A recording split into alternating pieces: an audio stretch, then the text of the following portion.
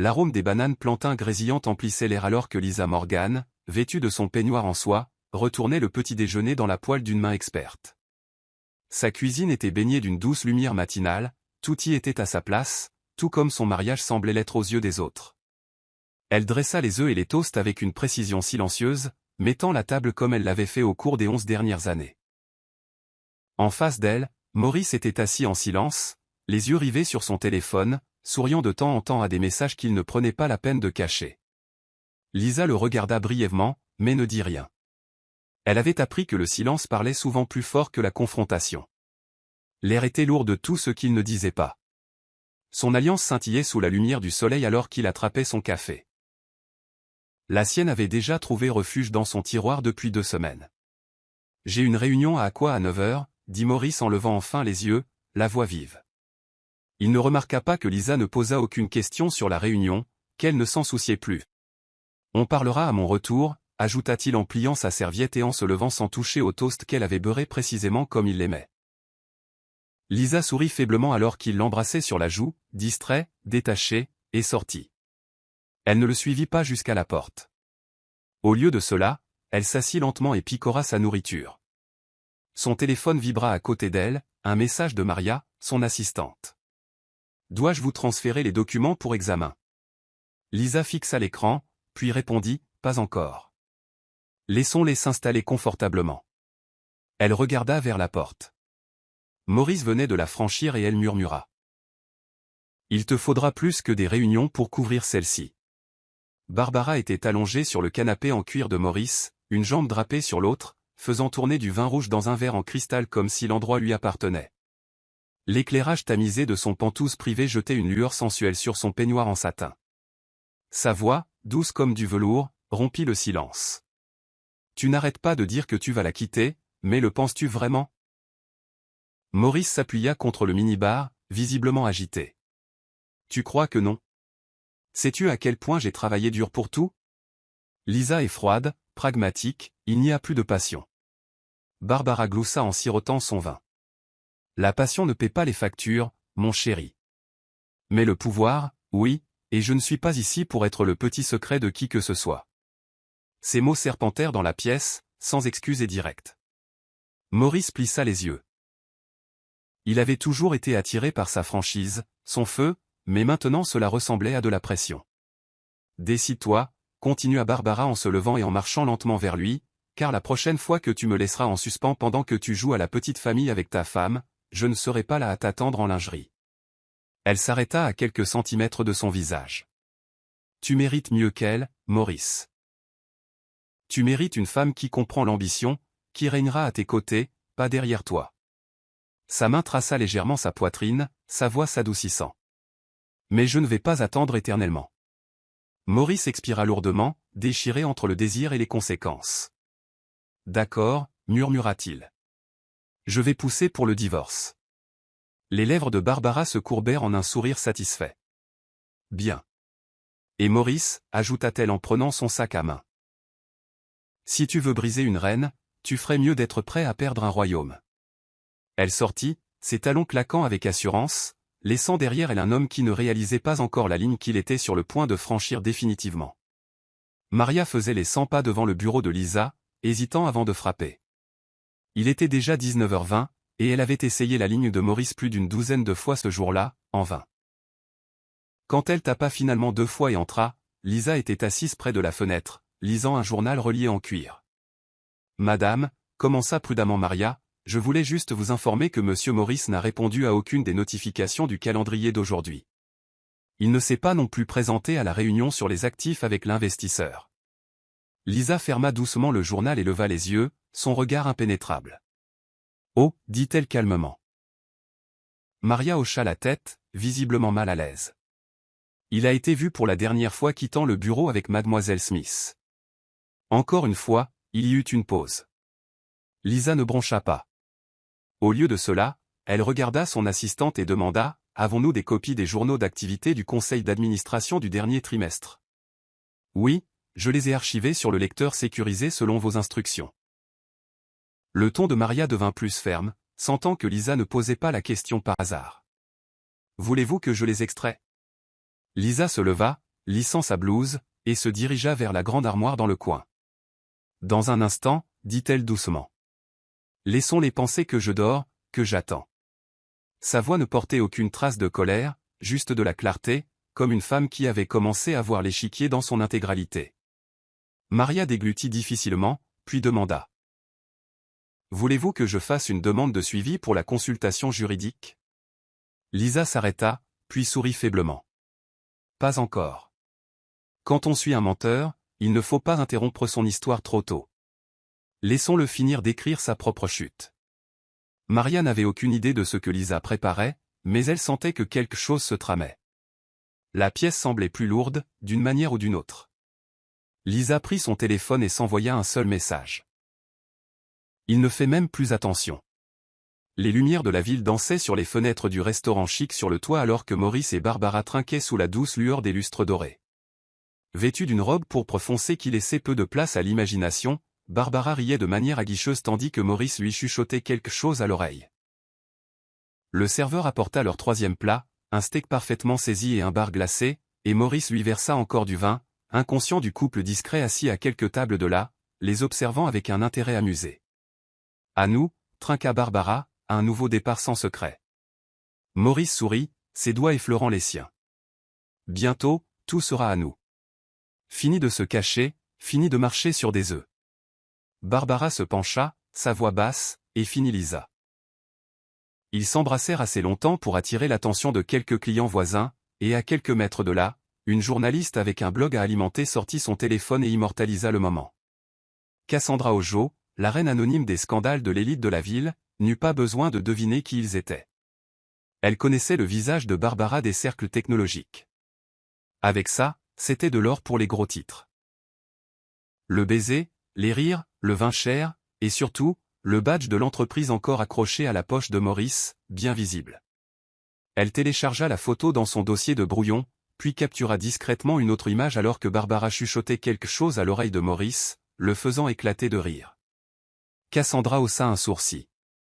Il était évident que ce n'était pas un rendez-vous caché. Il l'étalait au grand jour, et quelque chose dans leur arrogance la dérangeait. Vous venez de faire la une des nouvelles du petit déjeuner de demain, marmonna-t-elle en remettant son téléphone dans son sac.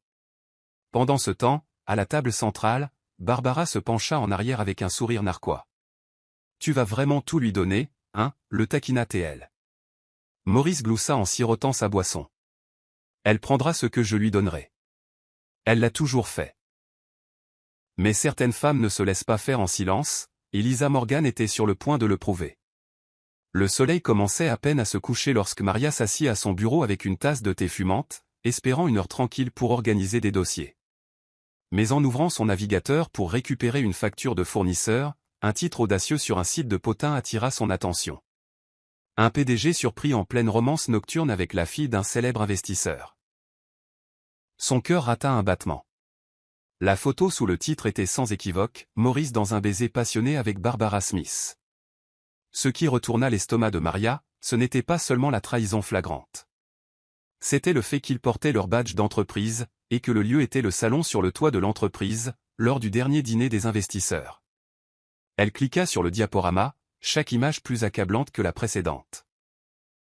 Puis, doucement, Lisa entra dans le bureau derrière elle, gracieuse comme toujours, tenant un dossier manille. Maria minimisa rapidement l'écran, troublée. « Madame, je ne vous ai pas entendu entrer, dit-elle en se levant. Lisa haussa un sourcil et s'approcha lentement. Maria, que lisiez-vous à l'instant? Son ton n'était pas coléreux, juste, averti. Maria hésita, puis rouvrit l'article. Lisa se pencha, étudiant les photos. Ses yeux ne sillèrent pas. Au lieu de cela, elle inspira lentement, cligna des yeux, puis dit à voix basse, « Si c'est ce que je pense, ne l'effacez pas. » Maria se tourna vers elle, visiblement confuse. Lisa posa doucement le dossier sur son bureau. « Ce n'est pas la première fois qu'il ment, » murmura Lisa. « Mais c'est peut-être la première fois qu'il le rend assez public pour tout lui coûter. » Maria regarda le visage de sa patronne et ne vit pas une femme brisée, mais une femme qui calculait en silence. « Dois-je informer le service juridique ?» demanda-t-elle. Lisa sourit. « Non, pas encore. Attendons. Internet n'oublie jamais, et moi non plus. » Plus tard dans la soirée, Lisa était assise seule dans sa chambre, le léger bourdonnement du climatiseur remplissant le silence. Son regard était fixé sur le coffre en chêne au pied de sa garde-robe, un meuble que la plupart des gens dépasseraient sans un second regard. Mais à l'intérieur se trouvaient les papiers qu'elle n'avait pas touchés depuis 11 ans. Lentement, elle s'agenouilla et l'ouvrit avec la petite clé en laiton qu'elle gardait dans une boîte à bagues. Ses doigts effleurèrent le dossier relié en velours intitulé « Contrat de mariage, Morgan vs. Morgan ». Elle le sortit, les coins légèrement usés mais intacts. En l'ouvrant, ses yeux parcoururent ligne par ligne avec une concentration calme. Puis elle s'arrêta. Clause 14. Les mots étaient clairs comme le jour. En cas d'infidélité avérée, rendue publique d'une manière qui affecte l'image du patrimoine Morgan ou des entités associées, la partie non fautive conserve la pleine propriété des biens matrimoniaux et professionnels. Lisa se rassit lentement, le cœur stable mais les émotions s'agitant sous la surface. Comment avait-il oublié, ou avait-il simplement supposé qu'elle ne se battrait pas? Ses lèvres se courbèrent en un très léger sourire alors qu'elle murmurait « Tu m'as fait signer ça, et maintenant ça va me sauver ». Le souvenir de cet après-midi pluvieux d'il y a 11 ans refit surface, comment Maurice avait insisté sur le contrat prénuptial, prétendant que c'était juste pour les affaires. Elle lui avait fait confiance à l'époque, même si cela faisait mal. « Je protège ce que je construis », avait-il dit avec arrogance. Lisa réalisait maintenant qu'il ne la protégeait jamais, mais seulement lui-même. Mais maintenant, elle utiliserait le contrat même qu'il avait utilisé comme une arme pour démanteler tout ce qu'il pensait être à lui. Elle se leva, serrant le dossier près d'elle, et se dirigea vers sa table d'écriture. Là, elle griffonna une note et la plaça à côté du document. « Philippe, nous devons parler. » Urgemment. Le jeu avait changé, et Lisa n'était plus la joueuse silencieuse. C'était elle qui tenait les règles du jeu maintenant. Philippe Edney arriva juste après midi le lendemain, son costume anthracite impeccablement repassé, sa mallette à la main. Il connaissait Lisa depuis ses années universitaires, elle était déjà brillante à l'époque, bien que le chagrin d'amour ait maintenant aiguisé sa présence. Elle le fit entrer dans son bureau, sans petite conversation. « J'ai besoin de ton œil juridique », dit-elle simplement en lui tendant le contrat prénuptial. Philippe s'assit, ajusta ses lunettes et commença à lire. Son front se plissa à mi-chemin. Quand il arriva à la clause 14, il laissa échapper un léger sifflement. « Lisa, est-ce toujours valide ?» Elle hocha la tête, calme mais ferme. Il ne l'a jamais annulé, il n'a jamais été révisé. Philippe se pencha en arrière, stupéfait. « Il t'a fait signer ça avant le mariage, n'est-ce pas ?» Les yeux de Lisa ne quittèrent pas les siens. « Oui, et il a fait comme si c'était juste pour la forme. » Mais ce n'était pas le cas, il se préparait pour la guerre. Il ne s'attendait juste pas à ce que je tire le dernier coup. Philippe tapota ses doigts sur le dossier en cuir. Avec cet article à potins et les photos, tu as des motifs pour l'invoquer. Le préjudice public est clair, et comme la liaison est liée à l'image de l'entreprise, cette clause pourrait tenir devant un tribunal. Lisa resta silencieuse un moment, puis dit « Je ne veux pas de tribunal. Je veux que ce soit propre. Je veux que le conseil d'administration soit au courant. Je veux qu'il réalise exactement ce qu'il a perdu quand il a donné mon siège à cette femme. » Le ton de Philippe changea, devenant doux. « Es-tu prête pour ça ? Car une fois que nous aurons activé cette clause, Maurice ne perdra pas seulement de l'argent. Il perdra sa crédibilité, sa position, tout. » Lisa se leva, se dirigeant vers la fenêtre, regardant la ligne d'horizon de la ville. « Il a déjà pris ce qui comptait. Ma dignité. Ma paix. Ce n'est pas de la vengeance, Philippe. C'est une récupération. » L'avocat hocha lentement la tête. « Alors procédons, mais avec prudence. Une fois qu'il saura ce que tu détiens, il se battra. » Lisa se retourna avec un sourire calme. Il s'est battu contre des ombres. Maintenant, il verra ce que ça fait quand l'ombre se retourne. Lisa arriva au bureau juste après 9 heures du matin, vêtue d'un tailleur pantalon bleu foncé qui épousait sa silhouette avec une autorité tranquille. Elle se déplaçait dans les couloirs de Morgan & Crest Holdings avec la même aisance qu'elle avait depuis la fondation de l'entreprise, mais quelque chose avait changé. Les gens la saluaient toujours, mais maintenant avec une légère pointe d'incertitude dans les yeux. Ils sentaient quelque chose, bien que personne ne puisse mettre le doigt dessus. Maurice passait moins de temps au siège, déléguant des tâches à des visages inconnus tandis que la présence de Barbara auprès des membres du conseil d'administration devenait de plus en plus visible. Lisa ne dit rien en entrant dans le salon des cadres où quelques membres du personnel supérieur étaient réunis. Sa présence fit taire la pièce, et sans manquer un battement, elle fit un petit signe de tête et se dirigea vers son bureau, les talons de ses chaussures résonnant sur le marbre comme un tonnerre lointain. Dans son bureau, Maria l'attendait déjà. « Les rapports trimestriels révisés que vous avez demandés », dit-elle en tendant un dossier à Lisa. Lisa l'ouvrit et parcourut les chiffres, un coin de sa bouche se contractant. « Remarquez comment les budgets marketing ont doublé sous la direction officieuse de Barbara, demanda-t-elle. Maria hocha la tête. « J'ai refait les calculs 2 fois. » « Ça ne colle pas », Lisa ferma calmement le dossier. « Laissons le chaos se dérouler. Nous ne les arrêterons pas. Nous les documenterons. » Elle se pencha en arrière dans son fauteuil, contemplant la ligne d'horizon à travers sa fenêtre teintée. Le conseil pense que Maurice dirige toujours cet endroit. Laissons-les le croire encore un peu. Mais documentez chaque décision qui laisse une fissure dans ce bâtiment. Maria hésita, puis demanda, « Madame, voulez-vous que j'alerte les ressources humaines des fuites provenant de l'unité financière ?» Lisa secoua lentement la tête. « Pas encore. Le mur qui s'effondre parle plus fort qu'une porte fermée. » Maria quitta le bureau avec un poids sur la poitrine. Lisa était calme, mais pas passive. Et dans ce silence, quelque chose de mortel se préparait. C'était un jeudi soir lorsque Maurice fit irruption dans la maison, son parfum encore fort d'un événement qu'il n'avait pas mentionné à Lisa. Elle était assise à la table de la salle à manger, lisant un magazine financier, imperturbable. « Nous devons parler », aboya-t-il en jetant ses clés de voiture sur le comptoir. Lisa ne leva pas les yeux.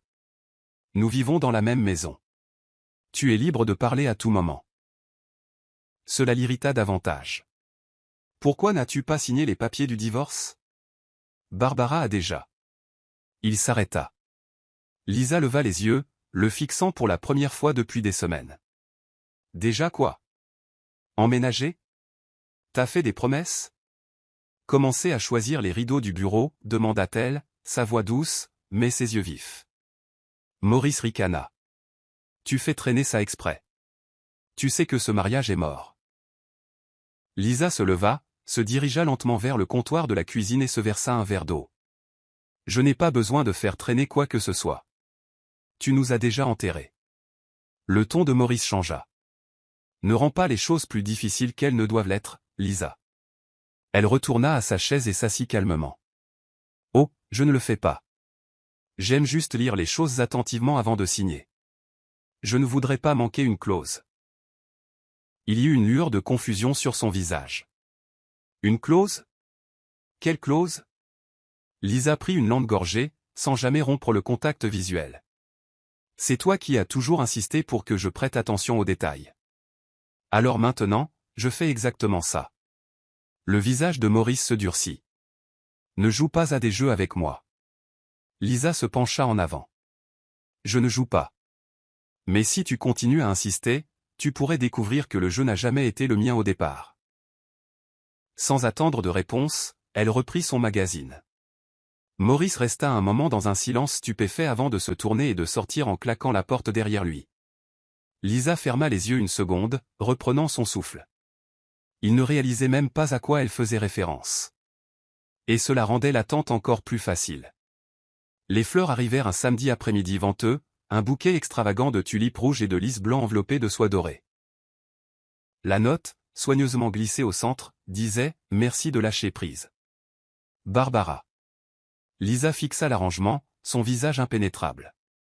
Le livreur qui l'avait apporté attendait un pourboire, visiblement mal à l'aise. Elle lui tendit une note pliée à la place, ses lèvres bougeant à peine. Retournez ceci à l'expéditeur. Dites-lui qu'elle l'a envoyé à la mauvaise épouse. Elle ferma doucement la porte et retourna à l'intérieur, le bouquet à la main. Maria, qui organisait des dossiers à proximité, se figea en voyant Lisa entrer dans la cuisine avec les fleurs. « C'est d'elle ?» demanda-t-elle. Lisa hocha la tête et les posa sur le comptoir, fixant les fleurs pendant un long et silencieux moment. Puis, sans un mot, elle sortit une boîte d'allumettes du tiroir. Dans le jardin, les flammes léchèrent les pétales jus. Escua accent grave ce qu'ils se recroquevillent sur eux-mêmes, l'emballage doré fondant comme du plastique. Maria regardait depuis la fenêtre, ne sachant si elle devait intervenir ou simplement observer. Lisa rentra, s'essuya les mains et se dirigea vers son bureau où un nouveau dossier l'attendait.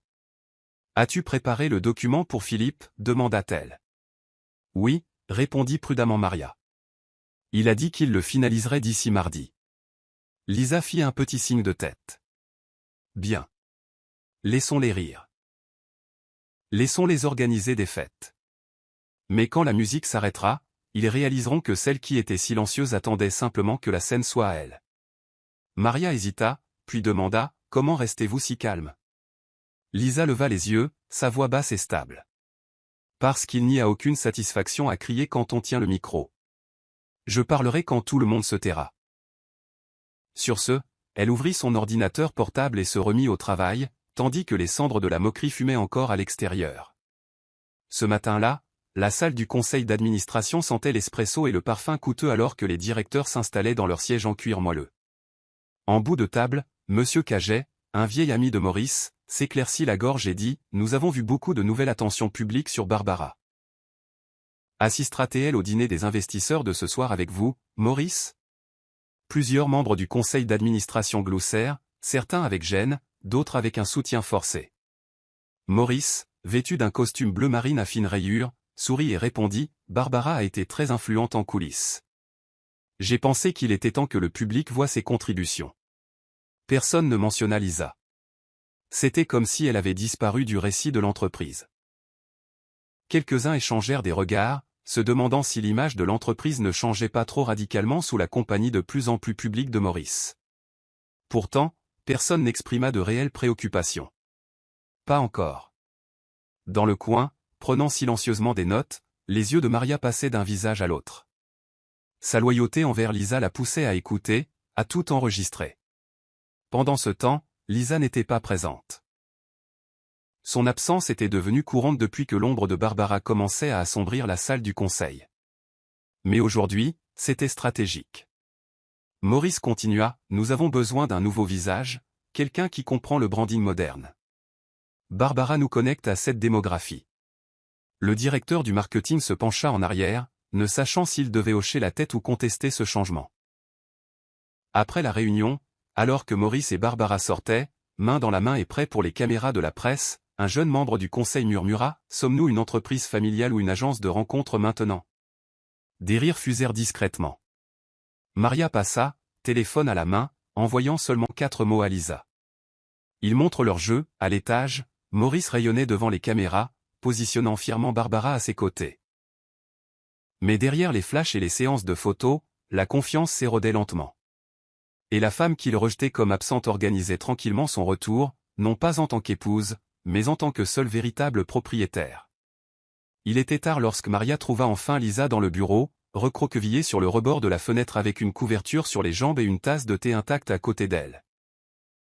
L'orage à l'extérieur projetait de longues ombres sur les murs, mais Lisa ne broncha pas. Elle lisait toujours le dossier que Philippe avait révisé. Maria hésita avant de parler. « Ils deviennent audacieux », dit-elle doucement.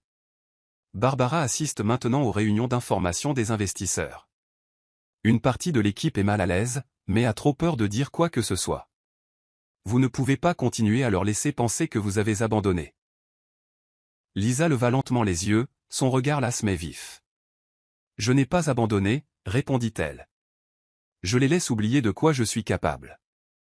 Il y a une différence. » Maria s'assit à côté d'elle, sa voix plus ferme maintenant. « Mais plus vous restez silencieuse, plus il gagne du terrain. Il réécrit l'histoire et vous en exclut. » Lisa ferma le dossier, le posa doucement sur le siège et croisa le regard de Maria. Il marche droit dans le feu, pensant que c'est un projecteur. Laissons-les faire. Maria serra la mâchoire, son inquiétude prenant le dessus sur le protocole.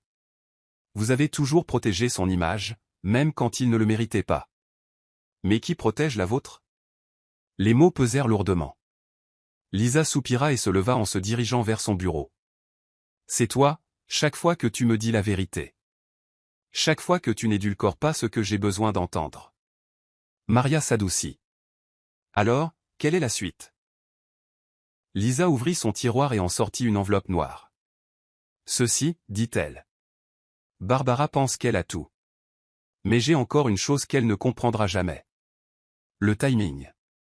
Alors que la pluie battait les fenêtres, Maria regarda Lisa placer l'enveloppe à côté de son ordinateur portable. Quoi que ce soit à l'intérieur, cela allait tout changer. Barbara était assise avec aisance sur le canapé en velours d'un studio de podcast du centre-ville, sa silhouette moulée dans une robe émeraude juste assez provocante pour susciter la conversation. L'animatrice, Cassandra Ojo, tristement célèbre pour son blog à potins, sourit malicieusement alors que les caméras tournaient. Alors Barbara, commença Cassandra. Vous et Maurice Morgan, quelle est l'histoire? Barbara croisa lentement les jambes, ses talons à semelles rouges brillant sous la lumière. Eh bien, que puis-je dire, commença-t-elle avec un sourire enjôleur. Parfois, l'amour ne suit pas le protocole. Il arrive, tout simplement.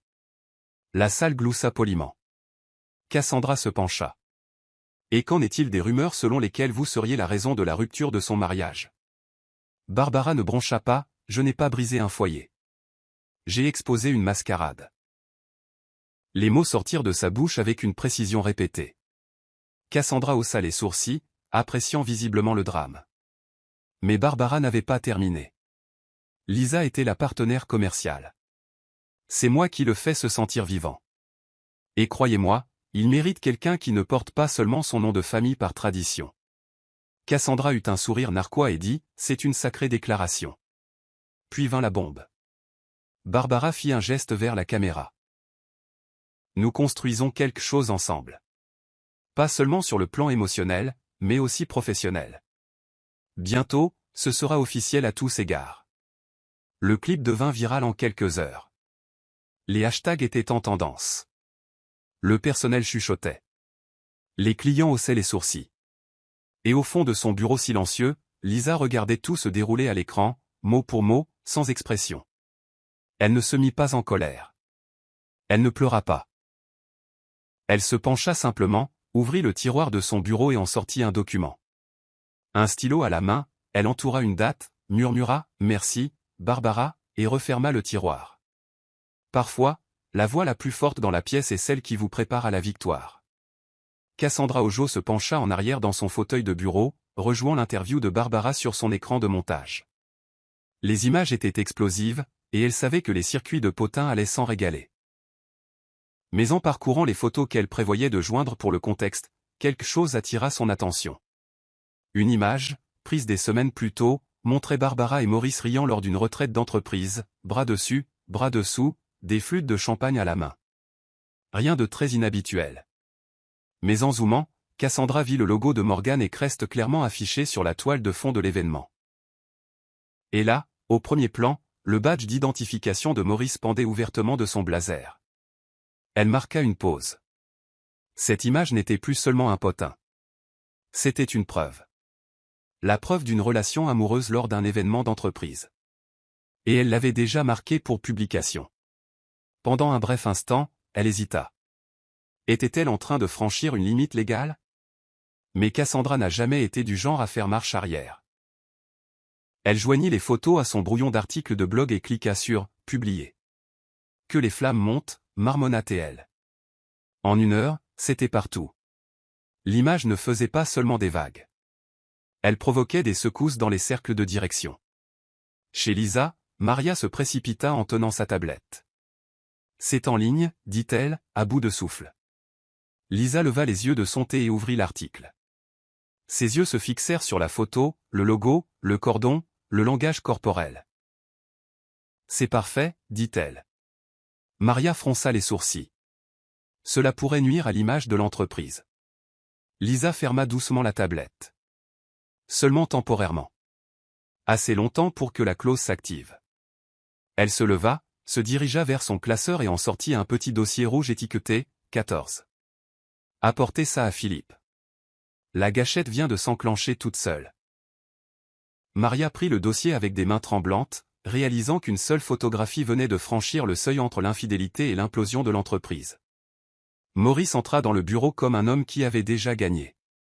Le buzz autour de l'interview de Barbara avait gonflé sa confiance.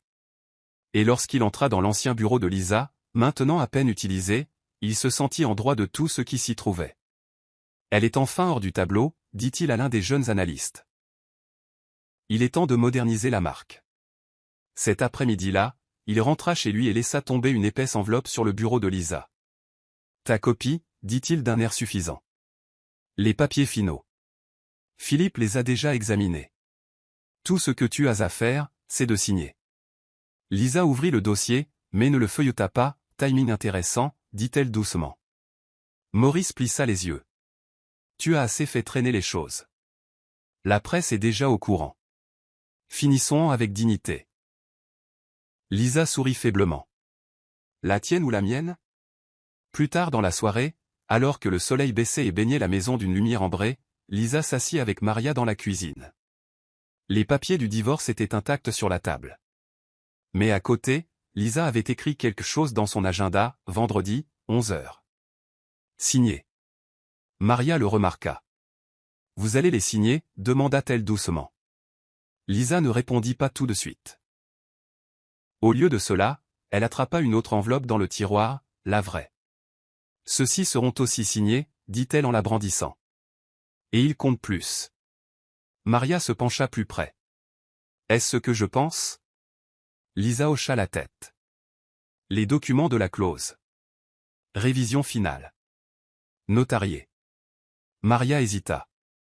Il n'a aucune idée de ce qui l'attend, n'est-ce pas? Lisa regarda par la fenêtre, où la voiture de Maurice était garée comme un trophée. Il pense que c'est une rupture nette. Mais ce qui s'en vient, c'est une table rase. Elle ferma son agenda et murmura, laissons-le porter sa victoire pendant encore 3 jours. Après ça, il s'habillera de conséquence. Philippe était assis dans son bureau privé, la ligne d'horizon de la ville se reflétant sur son bureau poli alors qu'il ouvrait l'enveloppe de Lisa. Ses yeux parcoururent le document avec une efficacité experte, mais plus il lisait, plus son expression devenait solennelle. Il atteignit la clause 14, puis passa aux annexes, des impressions de l'article de blog, des images haute résolution de l'affaire de l'entreprise, et une chronologie qui reliait le tout. Tout était préparé avec une précision chirurgicale. Il se pencha en arrière, expira et prit son téléphone. Lisa, dit-il quand elle répondit, cette clause n'est pas seulement valide. Elle est juridiquement explosive. Sa voix se fit entendre, stable. Je veux que cela soit géré discrètement. Pas de procès, pas de tribunaux, juste l'exécution. Philippe hésita. Si nous activons cela, Maurice perd tout ce qui est lié à l'entreprise, actions, droit de vote, et peut-être sa maison. Es-tu prête pour ces retombées? Lisa répondit sans pause. J'étais prête au moment où il la laissait tenir mon héritage. Philippe se frotta la tempe, absorbant toujours la gravité de la situation. Je vais rédiger la lettre d'activation officielle. Elle sera présentée à la même réunion où le divorce sera signé. Lisa répondit, assure-toi que le conseil d'administration reçoive ses copies dans les 24 heures. Je ne veux aucune confusion. Philippe marqua une nouvelle pause, l'avocat en lui cherchant toujours une faille. Il n'y a rien qu'il puisse contester. Tu as gardé le silence juste assez longtemps pour qu'ils montrent le pire d'eux-mêmes. Lisa répondit calmement. Je n'ai pas seulement gardé le silence. Je l'ai orchestré. Avant de raccrocher, Philippe ajouta, Lisa, quand ce sera fini, il viendra ramper pour implorer ta pitié. Sa réponse fut douce mais finale. Et je lui rappellerai qu'il y a renoncé le jour où il m'a tendu ses papiers comme si j'étais un bagage. Alors que l'appel se terminait, Philippe ferma le dossier avec soin et se dit à voix haute, il a construit la bombe. Elle a juste choisi quand allumer la mèche. Lisa se tenait devant la cuisinière, ses mouvements gracieux mais calculés, tandis que le riche parfum d'ail sauté et d'herbe emplissait la cuisine. La table était dressée pour 2, comme elle l'avait été de nombreuses fois au fil des ans, mais le dîner de ce soir était différent. Elle portait une simple robe noire, rien d'éclatant, juste élégante, intemporelle. Quand Maurice entra et vit la table mise, une bouteille de rouge respirant dans la carafe et le jazz doux jouant en fond sonore, il s'arrêta. « Qu'est-ce que c'est que tout ça ?» demanda-t-il, vraiment confus. Lisa se tourna avec un léger sourire. « Un dernier repas. Je pensais que nous pourrions manger en adulte avant de signer et de nous quitter en étranger. » Maurice haussa un sourcil, puis retira son blazer d'un haussement d'épaule. « On ne peut pas dire non à de la bonne nourriture. » Il s'assit en face d'elle, lorgnant l'assiette qu'elle posa devant lui. Steak, pommes de terre rôties, asperges. Ses plats préférés, bien qu'il ne fît aucun commentaire à ce sujet. Pendant quelques minutes, ils mangèrent en silence, le cliquetis des couverts ponctuant le non-dit. Puis Maurice parla. « Tu sais, pour ce que ça vaut, je n'ai jamais voulu que les choses se terminent amèrement. » Lisa hocha légèrement la tête. « Elles ne sont pas amères. Juste, corrigées. » Il leva les yeux, surpris. « Corrigées ?» Elle croisa son regard, impassible. « Tu as pris un détour et oublié la carte que nous avions construite ensemble. J'ai juste arrêté d'attendre au tournant. » Il déglutit difficilement, ne sachant que répondre. « Barbara. » Commença-t-il, mais Lisa leva la main. « Ne l'explique pas. Ce soir ne la concerne pas. Ni nous. Il s'agit de fins faites avec grâce. » Il baissa les yeux sur son assiette, une lueur de culpabilité le traversant. « Tu as changé, dit-il doucement. » Lisa sirota son vin et répondit, « Non, Maurice. J'ai juste arrêté d'essayer de te convaincre de ma valeur. » Ils finirent leur repas sans autre échange. Et quand il quitta la table, Lisa ne débarrassa pas les assiettes. Elle resta assise longtemps, fixant la chaise vide en face d'elle. Le chapitre se fermait, mais son histoire ne se terminait pas. Le cabinet d'avocat sentait légèrement le cuir et l'encre, son silence n'étant rompu que par le tic-tac d'une horloge murale ornée. Lisa entra avec une quiétude qui troubla la pièce, son tailleur vert foncé impeccable, ses cheveux tirés en une couronne tressée. Philippe se tenait près du bureau en verre, des dossiers à la main. Maurice était déjà assis, discutant tranquillement avec son nouveau représentant légal, inconscient de la tension que Lisa portait comme un parfum. Barbara n'était pas autorisée à l'intérieur, mais elle attendait dans la voiture, convaincue que ce n'était qu'une formalité. Alors que Lisa s'asseyait en face de son mari pour la dernière fois dans un cadre juridique, Maurice lui fit un signe de tête. « Ne faisons pas traîner les choses, nous sommes tous les deux passés à autre chose. » Les lèvres de Lisa bougèrent à peine. « Oui, soyons brefs. » L'avocat commença à lire les termes.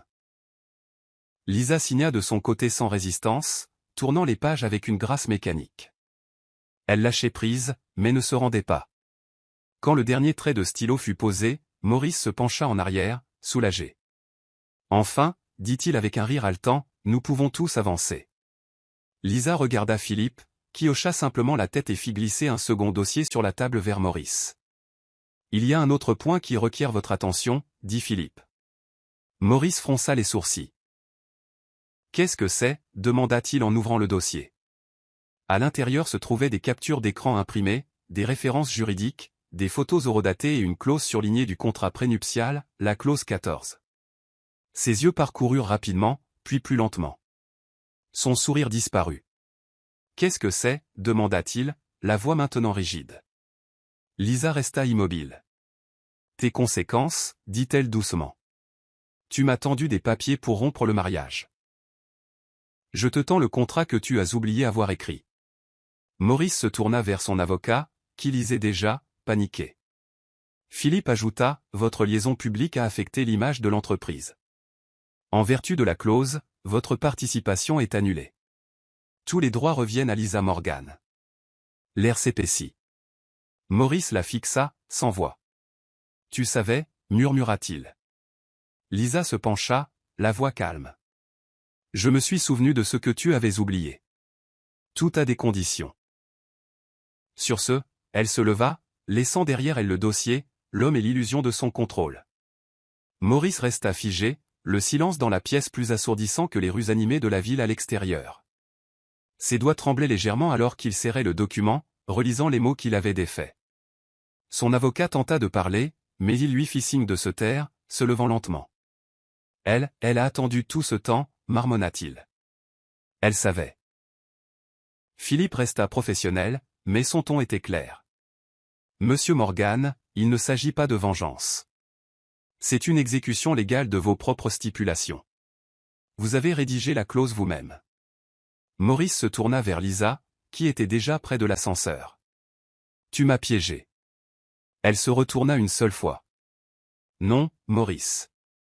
Tu t'es piégé toi-même. J'ai juste attendu que le rideau tombe. Il ne l'avait jamais vu comme ça. Il n'y avait aucune fureur dans son ton, juste une résolution tranquille. Il avait planifié chaque mouvement, supposant qu'elle était passive. Et cette supposition lui avait tout coûté. Dehors, le visage de Barbara s'illumina en voyant Maurice sortir. Elle baissa la vitre avec impatience. Enfin, ça s'est bien passé? Mais un seul regard sur son visage fit s'effacer son sourire. Qu'est-ce qui s'est passé? Demanda-t-elle. Maurice ne répondit pas immédiatement. Il ouvrit la portière, s'assit lourdement et regarda droit devant lui. Elle possède tout, dit-il d'un ton plat. Barbara rit nerveusement. Quoi? De quoi parle? Est-ce-tu? Il se tourna lentement vers elle, le visage pâle. L'entreprise, les actions, la marque. Elle n'a pas seulement signé le divorce. Elle a activé une clause qui m'a dépouillé de tout. Barbara cligna des yeux, désorientée. Ce n'est pas possible. Il fouilla dans son manteau, sortit le contrat et le jeta sur ses genoux.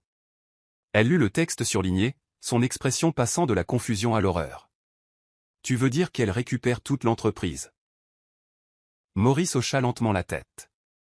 Et je l'ai conduite moi-même jusqu'au trône. Pour la première fois depuis le début de leur liaison, Barbara n'eut aucune répartie spirituelle. Le silence entre eux n'était plus de la tension sexuelle. C'était le son de deux personnes réalisant qu'elles venaient de perdre une guerre qu'elles n'avaient jamais vue venir. Le trajet de retour à l'appartement de Maurice fut suffocant. Barbara était assise, raide, sur le siège passager, le contrat toujours ouvert sur ses genoux. La clause surlignée la narguait à chaque seconde qui passait. Je ne comprends pas, finit-elle par lâcher. Comment as-tu pu laisser faire ça? Tes avocats n'ont pas vu ça avant que tu ne demandes le divorce? Maurice serra plus fort le volant, ses jointures pâles. C'est mon contrat prénuptial original, marmonna-t-il, d'avant même notre mariage. Je lui ai fait signer pour protéger mes biens. C'était mon idée. Barbara se tourna brusquement vers lui. Alors tu as écrit la clause même qui vient de tout te prendre? Sa voix était teintée d'incrédulité et de dégoût. Tu es censé être un homme d'affaires, pas un imbécile. Maurice ne répondit pas. Les rues à l'extérieur défilaient, floues, tandis que son esprit repassait tout ce qu'il avait négligé. Dans son arrogance, il avait sous-estimé Lisa, et maintenant cela lui coûtait tout. De retour à l'appartement, Barbara arpentait le salon comme un chat en cage, ses talons claquant sur le sol carrelé. Nous devons aller au tribunal. Faire appel. Menacer de révéler des choses. Quelque chose. Maurice s'effondra sur le canapé, se frottant le visage. Tu ne comprends pas, dit-il. C'est bétonné. Elle ne me poursuit pas. Elle applique ce que j'ai signé. Le conseil d'administration la soutiendra. Barbara plissa les yeux. Alors c'est tout? Tu vas juste la laisser tout prendre? Maurice leva les yeux, sa voix basse et amère. Je l'ai déjà fait.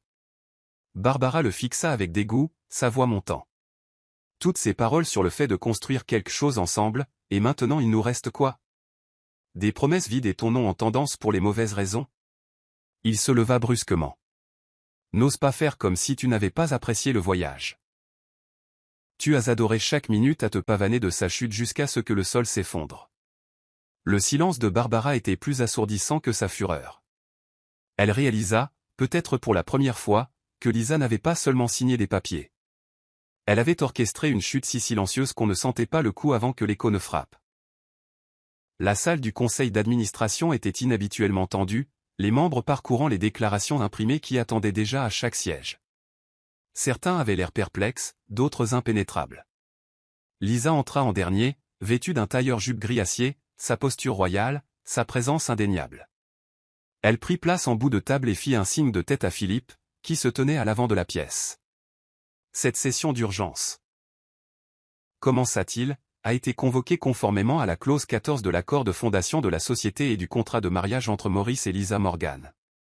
Il y eut des murmures. Il continua, suite à l'exécution de cette clause et sur la base des droits de transfert légaux activés par un scandale public affectant l'intégrité de l'entreprise, 80% de la propriété de Morgan & Crest Holdings appartient désormais uniquement à Lisa Morgan. La salle devint silencieuse, un silence de mort. Tous les yeux se tournèrent vers Maurice, qui était assis à l'autre bout, les yeux vides et immobiles. Le président Cagé prit enfin la parole. Voulons-nous dire que Maurice ne détient plus aucune participation de contrôle? La voix de Lisa était douce et claire. Ni de contrôle, ni consultative, ni représentative. Avec effet immédiat, il doit être relevé de toutes ses fonctions officielles. Un jeune membre du conseil se pencha en avant. Est-ce même légal? Philippe répondit sans broncher. Chaque ligne l'est. Et vous avez tous approuvé les documents fondateurs lors de la création de l'entreprise. Les lèvres de Maurice bougèrent, mais aucun son n'en sortit. Il regarda autour de lui, mais personne ne vint à sa défense. Lisa se tourna vers lui, son ton final. Tu as choisi de ternir l'image de l'entreprise pour ton plaisir personnel. Et tu as oublié que je n'étais pas seulement ta femme. J'étais ta cofondatrice. Une longue pause remplit la pièce. Puis elle ajouta, ce siège était à moi avant que tu n'amènes astérisque et l'astérisque dans ma salle de conseil. Sans élever la voix ni montrer de triomphe, elle se leva. Que le procès-verbal le note. La direction de l'entreprise a changé. À compter de maintenant. Alors qu'elle sortait, même ceux qui avaient autrefois mis en doute son autorité réalisaient maintenant que Lisa n'était jamais partie. Elle avait simplement attendu que le silence parle. La salle du conseil d'administration éclata dès que Lisa fut partie. Cagé claqua son dossier. C'est de la folie, marmonna-t-il. On ne peut pas simplement remanier toute la direction comme si c'était un jeu d'échecs. Une autre membre, Madame Adebayo, rétorqua, ce n'est pas de la folie. C'est de la responsabilité. Maurice n'a pas seulement franchi la ligne. Il a traîné le nom de l'entreprise dans la boue en public. Quelques membres chuchotèrent avec anxiété, ne sachant où se situer. Philippe resta en arrière pour modérer la confusion. Messieurs et mesdames, dit-il fermement, vous aviez le temps d'intervenir lorsque les affaires privées du PDG ont commencé à entacher la réputation de l'entreprise. Vous ne l'avez pas fait. Maintenant, vous récoltez la structure de gouvernance que vous avez ignorée. Certains semblaient honteux, d'autres sur la défensive. La vérité était indéniable. Lisa n'avait pas manipulé le conseil. Elle avait obéi à la loi qu'ils avaient tous aidé à rédiger. Et la loi avait parlé. Pendant ce temps, Maurice restait à sa place, les épaules voûtées, une figure brisée au milieu des voix qui se disputaient. Nous devrions au moins négocier ces conditions de sortie, proposa finalement quelqu'un. Philippe ferma lentement sa mallette. Il n'y a pas de conditions de sortie. La clause a révoqué entièrement ses droits. Ce qui reste dépend de Madame Morgan. Silence. Le poids de leur échec commençait à se faire sentir. Alors qu'ils s'étaient amusés du glamour de Barbara et du charme de Maurice, ils avaient ignoré la lente désintégration de la structure et de l'intégrité. Maintenant, la femme qu'ils supposaient s'être rendue en silence avait repris les rênes avec une précision chirurgicale. Que cela serve de précédent, dit Philippe avant de sortir. Ne supposez jamais que le silence signifie la reddition. Alors que la porte se refermait derrière lui, un nouveau genre de silence emplit la salle du conseil, un silence qui ressemblait étrangement à du regret. Barbara était assise en tailleur sur le tapis moelleux de l'appartement de Maurice. Son ordinateur portable était ouvert devant elle, les emails affluents, principalement de la part d'influenceurs et de médias à potins implorant des exclusivités. Quelque chose avait changé. Personne ne la louait plus. Les gros titres s'étaient refroidis. La chute d'une maîtresse d'entreprise, lisait-on. Un autre, elle s'est assise à la table mais ne l'a jamais construite. Elle parcourait furieusement les commentaires, la plupart se moquant de sa chute. Ça ne devait pas se passer comme ça, marmonna-t-elle en tapant un email à Cassandra Ojo. Faisons un autre article. Je vous donnerai tout. Elle hésita, puis cliqua sur envoyer. La réponse arriva en 10 minutes. Désolé, Barbara. Ma plateforme ne brûle pas les ponts avec les propriétaires d'entreprise. La rage lui monta à la gorge. Lâche, siffla-t-elle en claquant l'ordinateur portable. Elle avait bâti une marque autour du fait d'être vue. Maintenant, plus personne ne voulait la voir. Désespérée, Barbara attrapa son téléphone et appela l'un des consultants en relations publiques qui avait autrefois loué sa stratégie de visibilité. Shinidu, j'ai besoin d'une histoire et d'un angle. Quelque chose de sympathique. Peut-être que je pourrais parler du fait d'avoir été trompé. Il l'interrompit rapidement. Barbara, écoute. Tu es trop chaude en ce moment, et pas dans le bon sens. Si nous mettons ton visage sur quoi que ce soit, nous perdrons des sponsors. Elle marqua une pause, stupéfaite. Alors tu m'abandonnes aussi? Shinidu soupira. Tu t'es attaché au pouvoir sans en comprendre la structure. Lisa n'a pas seulement pris le contrôle. Elle a fait le ménage. Et en ce moment, ton nom est toxique. Il raccrocha avant qu'elle ne puisse répondre. Barbara jeta son téléphone à travers la pièce et laissa échapper un rire sec et sans humour. La femme qu'elle avait autrefois rejetée comme une simple épouse venait de la blacklister de toutes les portes qu'elle pensait posséder. Ce n'était jamais juste une place à la table. Lisa avait construit la table. Et Barbara? Elle venait de renverser du vin sur la nappe et avait été jetée dehors avant le dessert. Pour la première fois en plus d'une décennie, Maurice se tenait à la réception d'un cabinet d'avocats qui n'était pas le sien. La femme à l'accueil remarqua à peine sa présence en lui tendant un badge de visiteur. Il se sentit petit, insignifiant. L'avocat qu'il rencontra, un austère plaideur d'entreprise nommé M. Auguindel, l'accueillit avec une courtoisie professionnelle mais peu de chaleur. « J'ai lu les documents », commença Auguindel. La clause 14 est claire. Dès que votre liaison est devenue publique et liée à l'entreprise, vous avez renoncé à tout. Maurice se pencha en avant. Il doit y avoir quelque chose. Un détail technique, une faille, n'importe quoi. Auguindel secoua la tête. C'est vous qui avez demandé le divorce. C'est vous qui avez déclenché la révélation. Et le contrat prénuptial a été rédigé dans votre langue, pas la sienne. Je suis désolé, Monsieur Morgan, mais ce n'est pas une affaire. C'est une confession signée. Maurice s'enfonça dans son fauteuil, la réalité se solidifiant comme du ciment humide autour de ses chevilles. Vous voulez dire que je suis complètement dehors, murmura-t-il. Pas d'action? Pas de droit de consultation? Rien. Auguindel hocha la tête, puis ajouta doucement, vous n'avez pas seulement perdu votre position. Vous l'avez cédée. Elle ne vous a pas contesté. Elle a attendu que vous tombiez dans votre propre piège. La voix de Maurice était sèche. Je n'aurais jamais pensé qu'elle en était capable. L'avocat se pencha en avant. Alors c'est peut-être là votre véritable erreur. Pas la clause, pas la liaison, mais de supposer que le silence d'une femme signifie la faiblesse. Maurice quitta le bâtiment sans un mot de plus. Dehors, son téléphone vibra. Barbara, encore. Il l'ignora. Pour une fois, il ne pouvait pas jouer les sauveurs ou les stratèges. Il avait perdu l'empire qu'il pensait contrôler. Et en passant devant les vitrines reflétant sa propre image défaite, il réalisa quelque chose de plus profond. Lisa ne l'avait pas ruiné. Il avait façonné chaque détail de sa propre chute avec l'arrogance d'un homme qui ne s'était jamais demandé, et si elle se défendait? La salle de conférence était silencieuse, à l'exception du tapotement du stylo de Lisa contre une enveloppe scellée pendant qu'elle attendait. En face d'elle était assise Maria, vêtue avec soin mais visiblement nerveuse. « Vous vouliez me voir, madame » demanda-t-elle, sa voix prudente. Lisa sourit chaleureusement, une expression rare depuis que la tempête s'était calmée.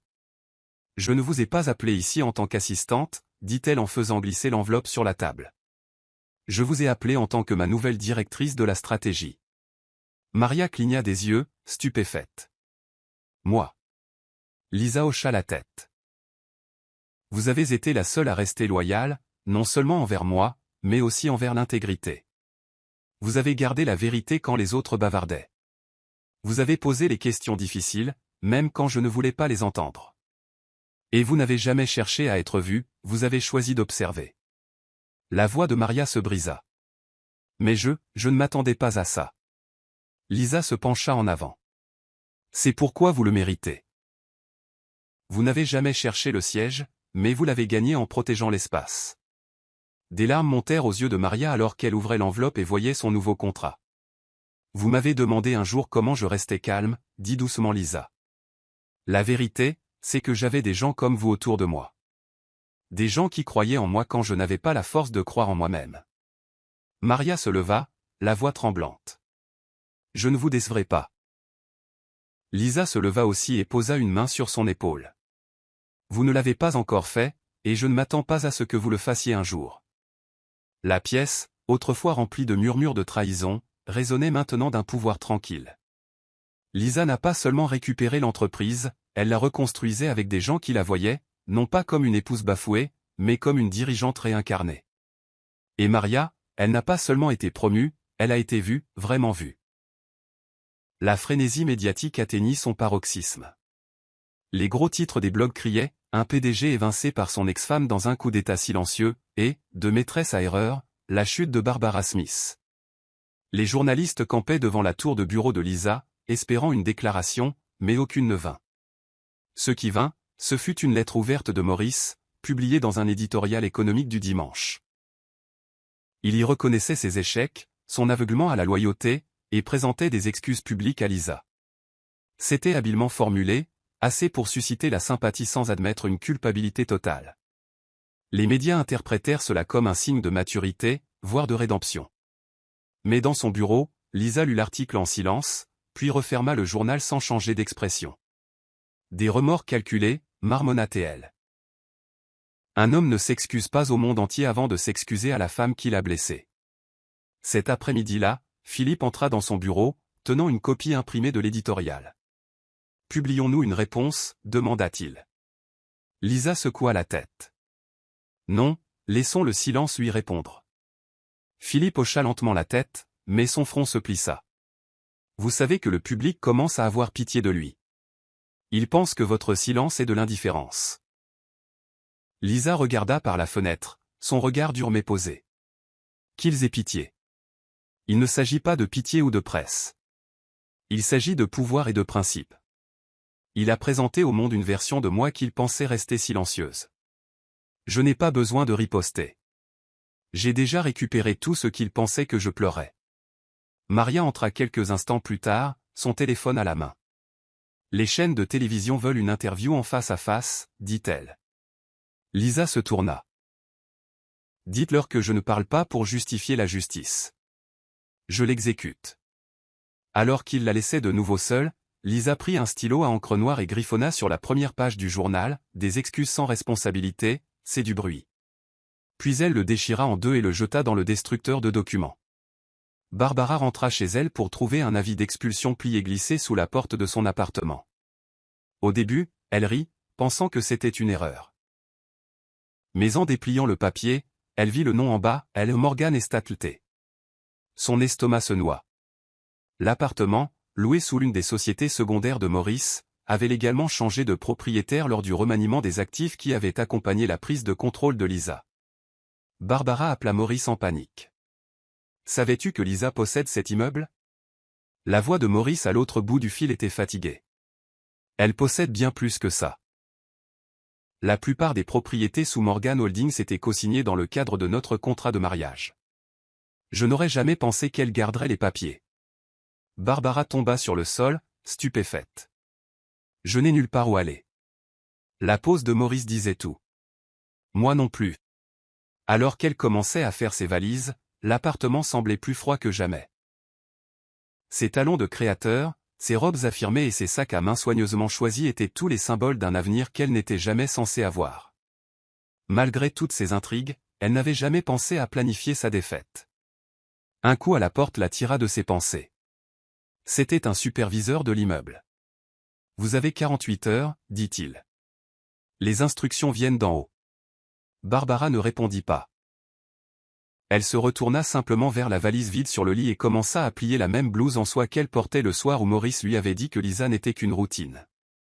Elle ressemblait maintenant à un tissu cousu d'illusions. Elle fouilla dans son tiroir et sortit la photo encadrée qu'ils avaient prise lors d'une escapade privée. Elle la fixa longtemps, puis la jeta à la poubelle. La femme qui avait autrefois murmuré « Elle ne saura rien quand j'aurai fini » réalisait maintenant que Lisa n'avait jamais été en dessous d'elle. Elle avait simplement été derrière elle, se préparant au moment où toutes les fausses couronnes tomberaient. Maurice rentra chez lui un soir pour trouver une enveloppe scellée, adressée de la main de Lisa, reposant sur la table de son entrée. Elle ne portait ni timbre légal, ni en-tête de société, juste son nom écrit de la même écriture qu'elle utilisait autrefois pour étiqueter ses cartes d'anniversaire. Il la fixa pendant des minutes avant de l'ouvrir enfin. À l'intérieur se trouvait une seule feuille de papier. Pas d'émotion, pas de reproche, juste une lettre. « J'aurais pardonné la trahison, Maurice. Mais tu ne m'as pas seulement trahi, tu as insulté la vie que nous avons construite. Tu n'es pas parti discrètement, tu m'as tourné en dérision bruyamment. Et je suis restée silencieuse parce que je voulais que tu entendes ton propre écho. Ce qui t'a tout coûté, ce n'est pas l'amour, c'est l'orgueil. Lisa. Il s'effondra sur le canapé, les mots brûlant plus profondément que n'importe quel titre de presse ou perte au tribunal. Il l'a relu 3 fois, chaque ligne plus lourde que la précédente. Elle ne l'avait pas maudit, n'avait pas traîné son nom, elle l'avait laissé avec la vérité. Et d'une manière ou d'une autre, cela faisait plus mal. Il essaya d'imaginer à quel point les choses auraient pu être différentes s'il avait fait une pause, s'il l'avait regardé dans les yeux au lieu de courir après l'attention de quelqu'un qui ne le voyait que comme un tremplin. Cette nuit-là, pour la première fois depuis des années, Maurice parcourut chaque recoin de la maison, remarquant le parfum qu'elle aimait autrefois, le livre qu'elle avait laissé derrière elle, l'écho des rires qui habitaient autrefois les couloirs. Il se tint devant le miroir et reconnut à peine l'homme qui le fixait. Non pas à cause de ce qu'il avait perdu, mais à cause de ce qu'il était devenu pour tout perdre. La lettre reposait maintenant sur sa table de chevet, à côté du verre de whisky intact. Et alors qu'il était allongé dans le noir, il comprit enfin que Lisa n'avait pas écrit ces mots pour le blesser. Elle les avait écrits pour se libérer elle-même. Un léger silence envahit l'auditorium alors que Lisa montait sur scène. La salle, remplie d'investisseurs, de personnel et de leaders de l'industrie, se leva dans une ovation debout, non pas par formalité, mais par une admiration silencieuse. Vêtue d'un chemisier en soie ivoire rentré dans une jupe taille haute gris ardoise, elle se tenait avec une assurance inébranlable. Aucune annonce n'était nécessaire. Sa seule présence confirmait ce que la presse avait spéculé pendant des semaines, Lisa Morgan était la PDG officielle de Morgan & Crest Holdings. Elle se dirigea vers le podium sans se retourner et, arrivée là, elle marqua une pause. Puis elle parla, non pas fort, non pas avec vantardise, mais avec un calme qui fit taire même les chuchotements dans la salle. Cette entreprise a été bâtie sur un héritage, commença-t-elle, pas sur des promesses bruyantes. Et c'est cet héritage que j'ai l'intention de restaurer. Quelques personnes clignèrent des yeux, stupéfaites par le poids vif et élégant de ces mots. Elle continua. Je ne perdrai pas de temps sur le passé. C'est archivé. Ce qui compte maintenant, c'est ce que nous construisons, de manière authentique, éthique et avec vision. Maria, assise au premier rang, retint ses larmes en regardant la femme qui avait été autrefois mise de côté et sous-estimée. Les journalistes prenaient des notes avec ferveur alors que la voix de Lisa stabilisait la salle. La douleur, dit-elle, n'est pas une faiblesse, c'est un plan. Et j'ai construit chaque poutre de mon retour sur cette fondation. Les flashs crépitèrent. Les applaudissements fusèrent dans l'espace, cette fois authentiques, résonnant comme le tonnerre après une pluie purificatrice. Lisa ne s'attarda pas. Elle fit un bref signe de tête et quitta la scène. Pas de salut spectaculaire, pas de sourire flamboyant. Juste de la dignité, juste de l'autorité. Derrière elle, l'écran s'illumina avec 3 mots sous le nouveau logo de l'entreprise, dirigé. Récupérer. Réinventer. Et à cet instant, Lisa n'était pas seulement une femme qui avait survécu à la trahison, elle était une femme qui avait réécrit l'histoire après qu'on ait essayé de la rayer de la carte. Le matin était calme, le genre de calme qui n'était pas vide, mais mérité. Lisa se tenait pieds nus sur le balcon de sa suite en hauteur, une tasse de thé à l'hibiscus dans une main, son téléphone éteint et oublié. En dessous d'elle, la ville bourdonnait comme toujours, inconsciente des révolutions personnelles qui se déroulaient au-dessus d'elle. Derrière elle, sur la table en verre, se trouvaient 2 choses, la photo encadrée de sa proposition d'entreprise originale et le décret de divorce signé, maintenant scellé dans un bloc d'acrylique transparent. Ce n'était pas un trophée, c'était un rappel. Maria entra doucement, tenant un rapport. Les partenaires mondiaux ont confirmé, votre plan d'expansion a été approuvé, dit-elle. Lisa hocha la tête, acceptant le dossier. Bien. Assurons-nous de construire en largeur, mais en profondeur. Puis elle marqua une pause. Dites à l'équipe, pas de célébration pour l'instant. Nous ne faisons que commencer. Maria s'attarda. Pensez-vous parfois à lui? Lisa sourit faiblement, mais ses yeux ne quittèrent pas l'horizon. Pas en tant qu'homme, mais en tant que leçon. Elle posa doucement le dossier sur la table et se tourna vers le salon. Il y a quelque chose de libérateur à savoir que le pire est déjà arrivé, et que vous avez survécu. Maria inclina la tête. Et maintenant? Lisa expira.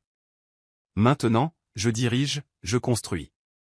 Et cette fois, je laisse de la place à la joie, pas seulement à la survie. Elles restèrent assises ensemble un moment, sans dire grand-chose, regardant simplement la lumière du soleil toucher les murs d'un espace autrefois rempli de silence. Sur l'étagère du coin se trouvait une nouvelle plaque nominative, Lisa Morgan, PDG. La même main qui avait autrefois tremblé en signant un contrat de mariage venait de signer 3 partenariats internationaux, 2 promotions et une vie de son choix. Et alors qu'elle prenait une dernière gorgée de son thé, elle murmura, non pas au passé, mais à elle-même. Cette signature ne m'a pas achevé, elle m'a présenté. Voici le verset de la Bible, Proverbe 31, verset 25, elle est revêtue de force et de gloire, et elle se rit de l'avenir. Pourquoi ce verset? Le parcours de Lisa reflète la force tranquille d'une femme bafouée, mais non brisée. Elle ne cherche pas la vengeance, mais marche avec sagesse, patience et respect de soi. Ce verset capture sa grâce, vêtue de dignité. Elle endure en silence et finit par se réjouir, non pas dans la vengeance, mais dans une restauration juste. La morale de l'histoire, ne confondez jamais le silence avec la faiblesse. Les plus grandes victoires se forgent souvent en silence, et le plus grand pouvoir ne réside pas dans la vengeance, mais dans la dignité, la patience et la connaissance de sa propre valeur. Lisa n'a pas crié. Elle ne s'est pas battue salement. Elle s'est souvenue, s'est préparée et a agi avec clarté. Elle a montré que le respect de soi, lorsqu'il est protégé par la sagesse, peut récupérer tout ce que la trahison a tenté de détruire. C'est la fin de l'histoire. Qu'avez-vous appris de cette histoire? Laissez vos réflexions dans la section des commentaires. Laissez un j'aime, et n'oubliez pas de vous abonner et d'activer les notifications pour être averti lorsque nous publierons nos prochaines vidéos. Partagez également cette vidéo avec quelqu'un qui pourrait être intéressé. Merci beaucoup d'avoir regardé.